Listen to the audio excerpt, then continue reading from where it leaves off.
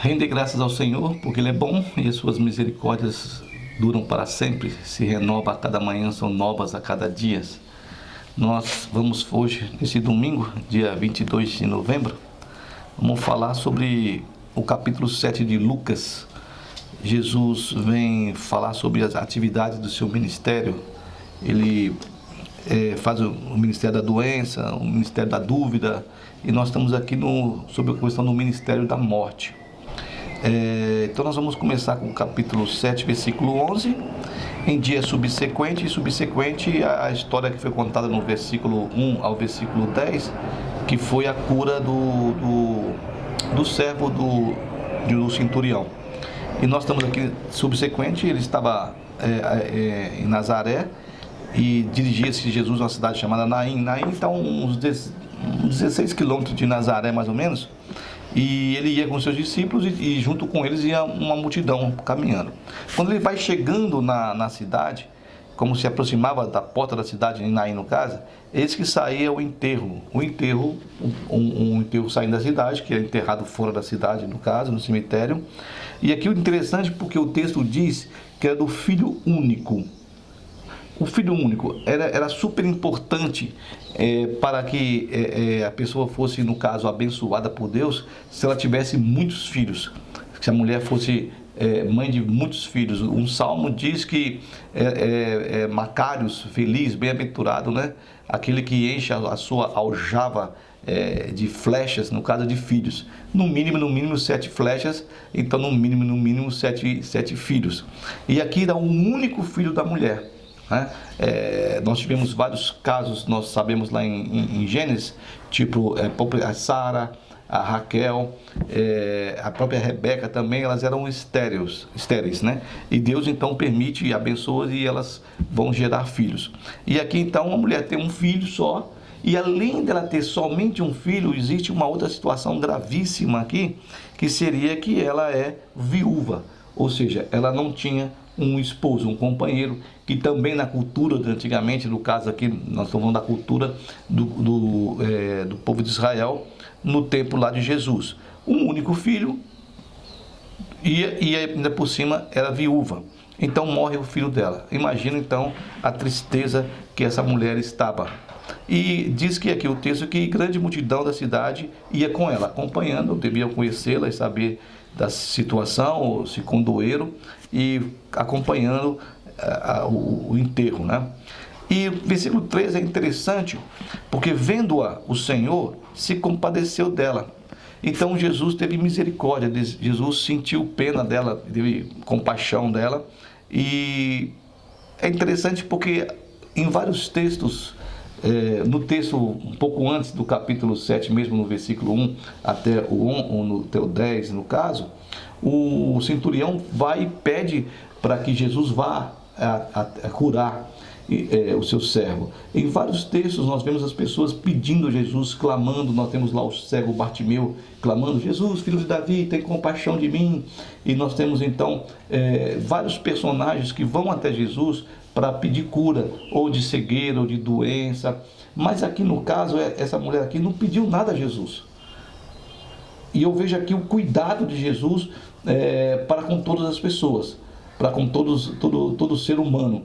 Ele passando, podia ter passado, e, bom, morreu, aquele abraço. A mulher não veio pedir a ele nada parecido com aquela mulher que, quando o Jairo pede que Jesus vá à casa dele, porque a filha estava enferma para morrer, e Jesus vai para casa, indo para a casa de Jairo, aquela mulher que tinha aquele problema do fluxo de sangue, ela vai até Jesus, ela não pede, ela também toca Jesus, no manto de Jesus, no vestido, na roupa de Jesus, na veste de Jesus, e ela é curada. Também ela não pediu, e pela fé dela, ela foi curada. Mas ali também teve um ato que partiu de uma pessoa, assim como o ato teve os outros personagens de pedir a Jesus, de clamar a Jesus ir até ele e pedir que ele fizesse alguma coisa.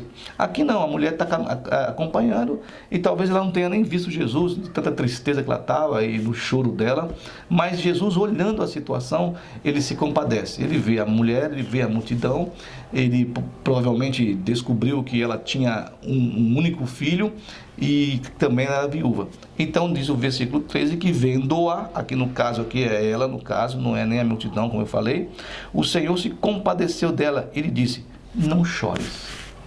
Isso aqui seria nosso título da nossa pregação, no caso aqui hoje, no nosso estudo, né? Não chores, não chores.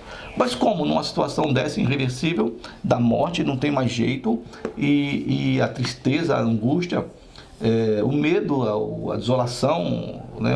Como vai ser o futuro agora? Eu não tenho marido, eu não tenho filho, como é que vai ser isso? E Jesus chega então e fala, não chores, não chores. No versículo 14, ele chega então perto da esquife onde estava o jovem ali no caixão.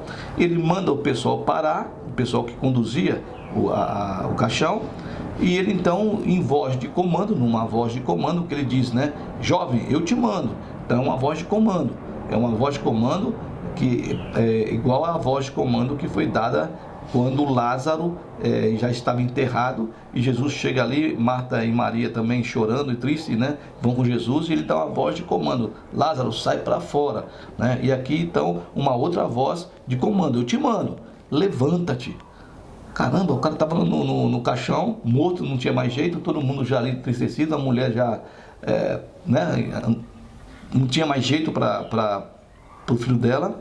E o jovem então se levanta, ele vai, se senta na esquife lá no caixão e se levanta, e ele, o que estivera morto, e passou a falar. E Jesus vai e o restitui à mãe. Jesus então vai e o dá à mãe, aqui, ó, seu filho está aqui, ó, seu filho vive, né? Aí diz que o texto que todos ficaram possuídos de temor e glorificaram a Deus, dizendo, grande profeta se levantou entre nós. E Deus visitou o seu povo. Essa notícia, a notícia da ressurreição do jovem, a respeito do que aconteceu, divulgou-se em toda a Judéia e por toda a vizinhança da Judéia.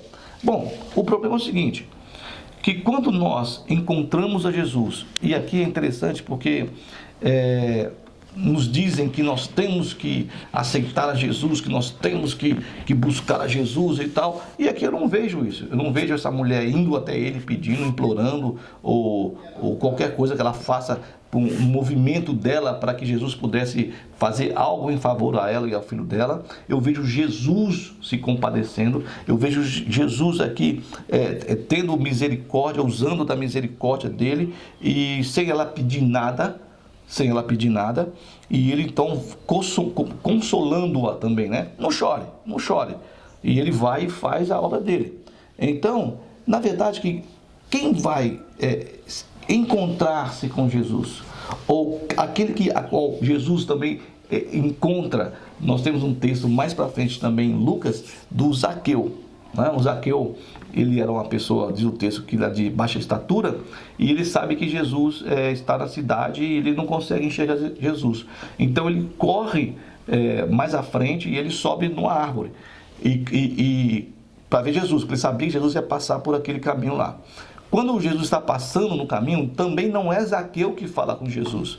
Não é Zaqueu que desperta a curiosidade ou que chama a atenção de Jesus. É Jesus que fala para o Zaqueu, chamando-o pelo próprio nome. Zaqueu, desce da árvore, porque hoje me convém pousar na tua casa, de ficar na tua casa. E aqui a mulher é a mesma coisa, né? Então ela não ficou pedindo, você tem que aceitar Jesus, você tem que falar com ele. Não, ela não falou nada. Foi ele que foi e usou de misericórdia, de compaixão para com ela, dizendo, não chore.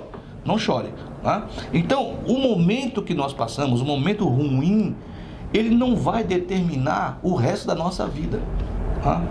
O nosso amanhã, o seu amanhã, o meu amanhã. Tá? Por quê? Porque Jesus, ele vê o nosso futuro, ele sabe o nosso momento, ele sabe a nossa realidade, ele sabe o que nós estamos sentindo, e nós vamos ver então essa situação desse jovem que era de um morto para um ex-morto.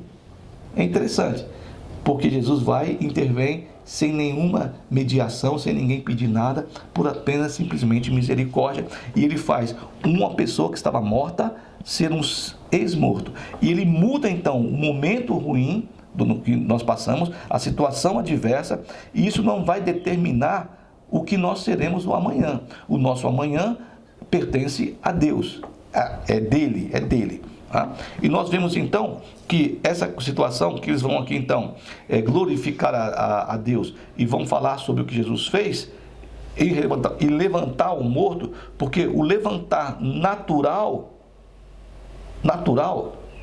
é com o homem. Nós podemos, mas o homem não pode levantar o morto. Mas o levantar sobrenatural é com Deus. Com Deus é sobrenatural. Então nós podemos olhar uma situação e ver que essa situação não tem mais jeito, não tem mais solução, acabou. Mas ele vem e fala: não chores, não te preocupa. Sem nós buscá-lo, sem nós gritarmos por ele, ele vem em nosso socorro. Não estou dizendo que nós não precisamos orar, buscar Jesus, não estou dizendo nada disso. Estou dizendo que aqui nesse caso, juntamente com o caso de Zaqueu, as pessoas não tiveram nenhuma movimento da parte delas para que Jesus pudesse fazer alguma coisa. O Zaqueu ainda correu na frente, subiu na árvore porque ele queria ver Jesus. A mulher aqui talvez não tenha nem visto Jesus, mas ele, sabendo da situação dela, ele vai então ajudá-la e vai consolá-la e vai restituir a ela o filho dela, né? Jesus nunca chega atrasado. Por nós que possamos pensar, por mais que nós possamos pensar que Deus atrasa, no texto de João, nas cartas de João, diz que para Deus um dia é como 1000 anos e 1000 anos como um dia. Ele nunca atrasa, ele nunca vai atrasar. Nós podemos até pensar, mas ele nunca atrasa. E às vezes nós, sem merecermos, ele age em nosso favor.